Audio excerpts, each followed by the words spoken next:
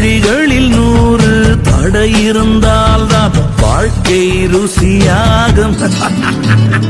மேடுகள் கடக்கும் நதியினில் தானே மின்சாரம் உண்டாகும்.